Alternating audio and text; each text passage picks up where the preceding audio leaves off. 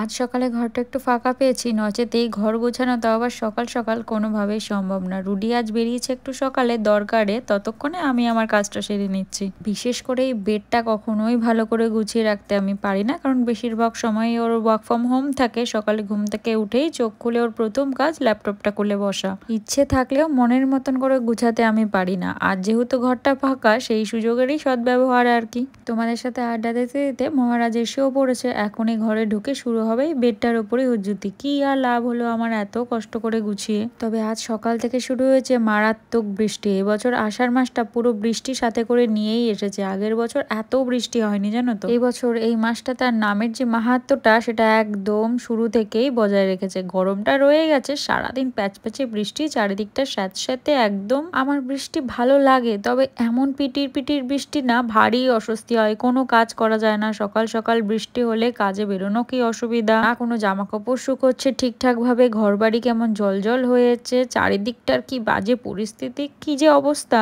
এই সকাল সকাল বেচারা একদম ভিজে নিয়ে একাকার হয়ে গাড়িটাকে ভিজিয়ে নিয়ে বাড়ি এসেছে। এমন রোজ রোজ বেরোবে আর রোজ রোজ বৃষ্টিতে যদি ভেজে তাহলে ঠান্ডা লেগে জ্বর তো নিশ্চিত। আকাশে ভর্তি মেঘ, এই বৃষ্টি একদম থামা না। তবে আজ বাড়ি চলে যাওয়ার কথা ছিল, এই বৃষ্টির কারণে আমার আর যাওয়া হলো না। তবে এই চারিদিকের উঁচু উঁচু বাড়িঘরগুলো এমন ভাবে মাথা তুলে দাঁড়িয়ে আছে যে সেগুলোর আড়াল থেকে মুক্ত আকাশটা দেখানো তোমাদের একদম সম্ভব না। এখন অলমোস্ট কটা বাজে, প্রায় 11:30 12টা মতন বাজে। 12টাই বাজে, 11:30 বাজে না। রান্না বসানো হলো আজকে দুপুরের জন্য। আর এখন যা সিচুয়েশন তাতে আমি আর বেরোতে পারলাম না। এই শয়তানটা আমাকে বেরোতে দিল না। বাবার মাম্মাম ফোন করে বাবাকে বলে দিয়েছে আজকেও যেতে পারবে না। অ্যাকচুয়ালি ও সকালবেলা আজকে বেরিয়েছিল, বেরোনোর পর ওখানে মানে দমদম স্টেশনের ওখানে এত পরিমাণ জল জমা, ও পুরো প্যান্ট জামা ভিজিয়ে এসছে। আজকে সকাল থেকে সত্যিই বৃষ্টি হচ্ছে, তো আমি বেরোলে ভিজেও যেতাম। তো আবার এটাও বলছে তা তুই বৃষ্টির জন্য যখন আসলি না, একদিন দেরি করে আসলি, তাহলে এখানেও বৃষ্টির জন্য একদিন দেরি করেও যাবি। ভগবান ওকে ঠিক সময় সময় ফেভার করে দেয়, এটা হচ্ছে সব থেকে বড় কথা। মানে আমি যদি চাইও যে ভগবান আমাকে একটু সাথ দিক, সেটা দেবে না। সব সময় সব কিছু এইসব ভুলভাল কাজে ওকেই ফেভার করবে। যাই হোক, আমরা সকালে ব্রেকফাস্ট কমপ্লিট করে রুডি এসে আবার চা বিস্কিট খেলো। এখন দই নিয়ে বসেছি, দই খাচ্ছি। আর ওইদিকে আমি বসিয়ে দিয়ে এসছি হচ্ছে কাঁকরোল ভাজা, কারণ গ্যাসটা ফাঁকা রয়েছে। মাম্মাম দই পাতলো, কাঁকরোল তো একদম ঢেকে ঢেকে কম তেলে ভাজি। আর কাঁকরোল ভাজাটা খেতে ভালোও লাগে। আমি, রুডি, মাম্মাম, পাপান সবাই খুব ভালোবাসে কাঁকরোল ভাজা খেতে। তো ওই বসিয়েছি। আজকে তিতার ডাল হবে, এটা ঠিক করেছি। মানে পাপানকে তো খুব লিমিটেড ডাল দিতে হয়, আর এই কয়দিনে একদিনের জন্য পাপানকে ডাল দেওয়া হয়নি। তিতার ডাল তো ছেড়ে দাও, ডাল দেওয়া হয়নি। তো উচ্ছে ছিল কিছু, তো উচ্ছে দিয়ে মুগ ডাল করা হবে, তিতার ডাল। আর পাপান মুগ ডাল ছাড়া অন্য কোনো ডাল খেতেও পারবে না। তো এই রান্নার আজকের অবস্থা আর বাইরের সিচুয়েশন তো দেখলেই। তো সারাদিনকে কি হচ্ছে না হচ্ছে, কি করছি না করছি, তোমরা সাথে থেকে তো দেখবেই, কারণ তোমরা সাথে না থাকলে আমাকে এনার্জিটা কে দেবে। চলো যাই কিচেনে। এখন প্রায় অলমোস্ট 8টা মতন বাজে। আমি ঘুম থেকে উঠে একটু কাজ করতে বসেছিলাম, আর মাম্মাম এখানে আমার জন্য কফি নিয়ে এসেছে। এই যে কাপটা দেখছো, এই কাপটা আমি সোজা রথে মেলা থেকে কিনেছি। তবে কাপটা না খুব ভারী, আর আমি তো একটু কফি প্রেমী তোমরা জানোই, তাই একটু নিত্য নতুন কাপে কফি খেতে আমার বেশ ভালোই লাগে। রুডি এখন ওর একটু কাজে বেরিয়েছে, এখনো বাড়িতে নেই। ততক্ষণে আমি আমার কাজটা সেরে নি, নালে ও যে কখন এসে বলবে এক্ষুনি বেরোতে হবে, তখনই তড়িহড়ি করে ছুটতে হবে। এখন প্রায় অলমোস্ট এই যে 11:30 মতন বাজতে যায়। এখন আমরা রেডি হয়েছি, কারণ আমি আর রুডি দুজনে যাচ্ছি একটু শ্যুট করানোর জন্য যাচ্ছি। তো আমরা তো বলেইছিলাম যে এই টাইমটাকেই বেছে নেব, তবে আমরা আরেকটু আগে বেরোতে চেয়েছিলাম, কিন্তু সেটা আর হলো না। রুডির একটু দরকার ছিল, বেরিয়েছিল, তো সেই দেরি হয়েই গেল। 11:30 মতন বাজে, এখন যাচ্ছি। কত দূর যেতে পারবো জানি না, কাছাকাছি চেষ্টা করব, কিন্তু এই বেরোনোটা খুব দরকার। শুরু না করলে সেটা শেষ করা যাবে না। শুরু করি, আসতে একটু টাইম লাগবে। পাপানকে খাবার দিয়ে দেওয়া হবে, মামাম ওয়েট করবে হয়তো। মামামকে বললাম খেয়ে নিতে, কিন্তু মামাম তো খাবেন এটা জানি। তো চলো বেরোই, কত দূর কি এক্সিকিউট করতে পারি দেখি, দেন তারপরে তো তোমরা থাকছোই। আমরা এখন রাত অলমোস্ট 1টা বাজে। এখন আমরা এখানে এসেছি, বাগবাজারের এখানে এসেছি একটু ভিডিও শ্যুট করতে। তোমাদেরকে তো বললামই, এই মহারাজ এসছে নিয়ে সব আসলাম, সেট আপ করলাম, সবই করলাম। সেট আপ মানে আমাদের নিজেদের যা ফোনে যা কিছু হয়, কিন্তু এখানকার যা সিচুয়েশন তাতে হবে না। কারণ আজকে প্রচুর পরিমাণ ক্রাউড, এক তো প্রথম কথা, সেকেন্ড অফ অল এখন বৃষ্টি নেমেছে, ঠিকঠাকভাবে লাইট পাচ্ছি না। এখন লাইটের তো দরকার, আমরা তো নর্মাল স্ট্রিট লাইটেই করব ঠিক করেছিলাম, কিন্তু সেটাতে ফোকাসও আসছে না, কিচ্ছু হচ্ছে না।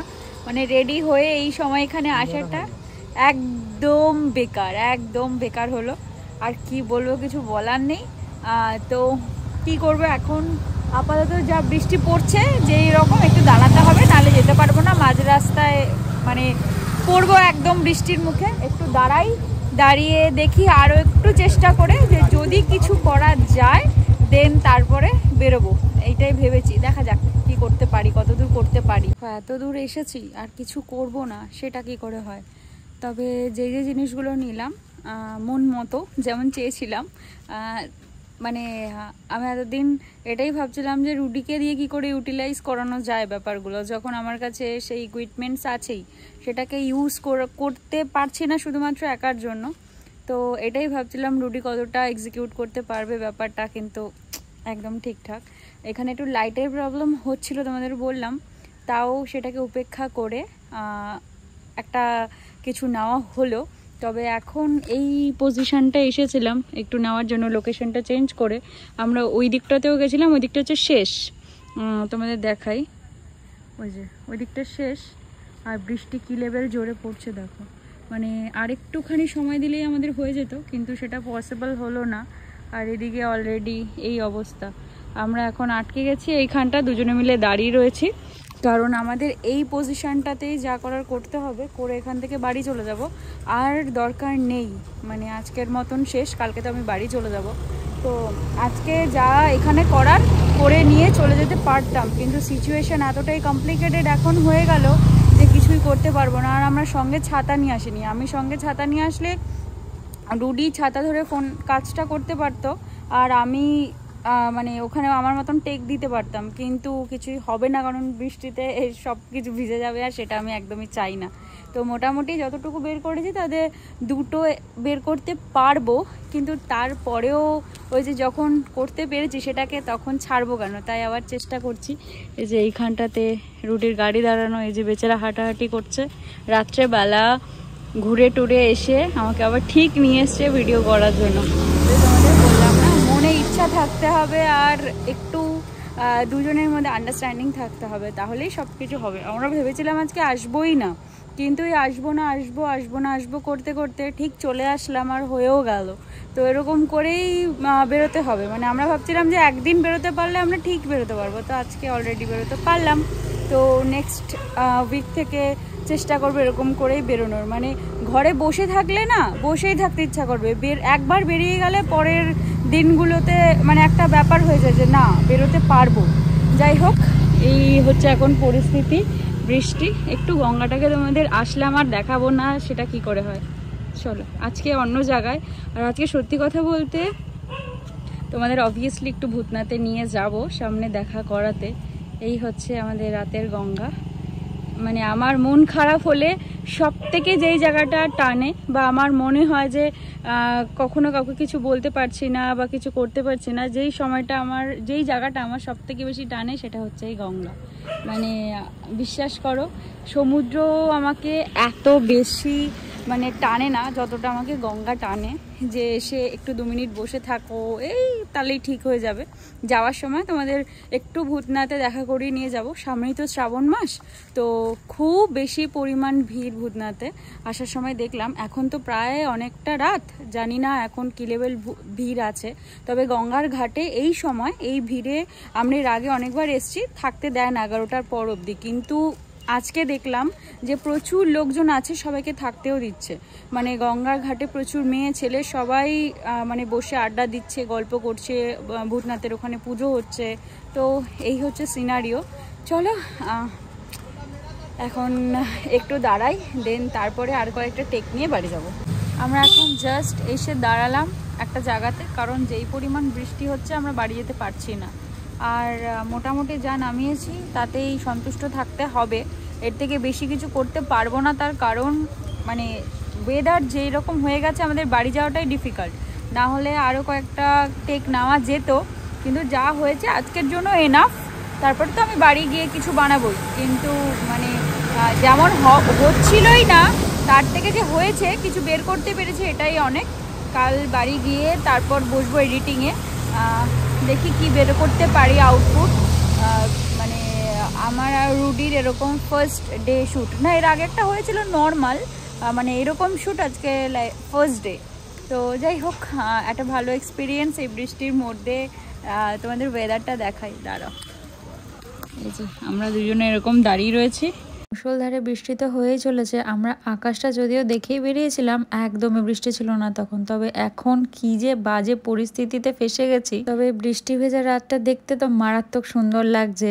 এত রাতে এমন বৃষ্টিমাখা গঙ্গার ঘাটে আমরা এর আগে কোনো দিন একসাথে আসিনি, আর দেখার সৌভাগ্যও হয়নি। অনেক সুন্দর সুন্দর সিচুয়েশনে পড়েছি, ফেসও করেছি, কিন্তু এটা আমাদের কাছে নতুন এক্সপিরিয়েন্স। কাজের জন্য আজ ভাগ্যিস সেখানে জোর করে রুডি নিয়ে আসলো, তাই এসব দেখার সৌভাগ্য তো হলো। বাড়ি তো যেতে ইচ্ছা করছে না, কিন্তু রাত তো অনেক বাড়ছে। তবে ভগবান বোধহয় চায় আমরা এখানে দাঁড়িয়ে কিছুটা সময় একা একা দুজনে এই মুহূর্তটা উপভোগ করি, তাই তিনি নিজেই হয়তো এই সিচুয়েশনটা তৈরি করে দিয়েছে। যাই হোক, অনেক কষ্ট বকে নিয়ে বেরিয়ে তো পড়লাম, বাড়ি তো যেতেই হবে, কিছু তো উপায় নেই। সারা রাত রাস্তায় তো কাটাতে পারি না দুজনে। বৃষ্টি সেই মুষলধারে হয়েই চলেছে। রুডি তো পুরো ভিজে একাকার, আমি যেহেতু ওর পেছনে আছি, একটু গার্ডে আছি। তবে ক্যামেরাটা না বাঁচিয়ে ভিডিওটা করেই ফেললাম, কারণ এই সিচুয়েশনটা ক্যাপচার না করে আর পারলাম না। এই জাস্ট এসে বাড়ি পৌঁছালাম, এখন প্রায় অলমোস্ট 2টো মতন বাজে। তবে আজ আর রুডিকে পুরোটা গাড়ি চালিয়ে আসতে দিইনি, কারণ পুরো ভিজে যাচ্ছিল। সামনে তো আরো বেশি বৃষ্টির ছাড়টা আসে, তাই আজকে আমি জোর জবরদস্তি গাড়িটা নিজেই চালিয়ে এসেছি, ও পেছনে বসেছিল। আমি যেহেতু একটা সিল্কের ড্রেস পরে গেছি, তাই জলটা খুব একটা ধরে রাখতে পারিনি। তবে এই সময়ে প্রায় মাঝ রাতে বৃষ্টি ভেজা রাতটা দেখতে কি যে ভারী অপূর্ব সুন্দর লাগছে, কি আর তোমাদের বলবো। দুজনের কাজটা কতটা সার্থক হয়েছে বলতে পারবো না, তবে দুজনের কাটানো মুহূর্তটা আর এই রাতটা যে সার্থক সেটা বলতে পারবো। এই জাস্ট ঘরে ঢুকলাম, রুডির গাড়ি তুলে ঠিকঠাক ভাবে সেট করতে তো অনেকটা সময় লেগে যায়, সেটা তোমরা জানোই। এমনি জামা কাপড় পুরো ভিজে গেছে, গায়ে শোকাচ্ছে সবটা। আর গাড়িটা যেহেতু পুরো ভেজা, রুডি এভাবে ছেড়ে তো একদম যাবে না। আমি অত আমার গাড়িটাকে নিয়ে মাতামাতি করি না, জানো তো। আমাদের স্বপ্ন উড়ানটাকে নিয়ে আমাদের চিন্তা অনেক বেশি, বলতে পারো আমাদের প্রথম বাচ্চা, অনেক যত্নে আমরা রাখার চেষ্টা করি। কারণ এর হাত ধরে আমাদের যে কত সুন্দর সুন্দর মুহূর্ত স্মৃতির পাতায় বদ্ধ হয়ে আছে, সেটা হয়তো উল্টে পাল্টে দেখলে বুঝতে পারবো। তবে এখন অত ভালো করে মোছা তো সম্ভব না, ওই ওপর ওপর দিয়ে যেটুকুনি জল আছে সেটুকুনি মুছে না রাখলে না প্রবলেম হয়ে যাবে। আর আমরা আরো বেশি চিন্তা করি কেন জানো তো, যেহেতু ব্যাটারির গাড়ি, ব্যাটারিটা যদি একবার জল ঢুকে বসে যায় তাহলে তো সব শেষ। ওই যে বলতে পারো প্রিম্যাচিউর বেবিদের যেভাবে যত্নে আগলে রাখতে হয়, আমাদেরও আমাদের এই স্বপ্ন উড়ানটাকে সেইভাবেই যত্নে আগলে রাখতে হয়। একটু বেকায়দায় হলে যে আর বিপদের শেষ থাকবে না। ঘরে এসে ফ্রেশ হয়ে মেকআপ রিমুভ করে একটু বসলাম চুলটা ছেড়ে, কারণ চুলটা তো পুরো ভিজে গেছে আর রুডি ওদিকে ফ্রেশ হতে গেছে। আমি মনে করি এই কষ্টটা কোনো কষ্টই না। সমস্ত কাজ শেষ করে নিজের কাজটাকে ভালোবেসে দুজনে মিলে একসাথে যদি সময় বের করে করা যায়, তাহলে আর ক্ষতি কি। সেই কাজ যদি সমস্ত ক্লান্তিকে দূরে রেখে সারা রাত ধরে করা যেতে পারে, তার মধ্যেও যে একটা আলাদা প্রাপ্তি কাজ করে, তাই নাকি? তবে যাই হোক, আজ এই সুন্দর মুহূর্ত, সুন্দর রাতের হাত ধরে ভিডিওটা এখান থেকে শেষ করলাম। কাল আবার একটা নতুন ভিডিওতে তোমাদের সাথে আসবো। ততক্ষণ তোমরা ভালো থেকো, সুস্থ থেকো, সাবধানে থেকো। আর পুরো ভিডিও ভালো লাগলে একটা লাইক কমেন্ট করে দিও। তবে আজ আসি, টাটা।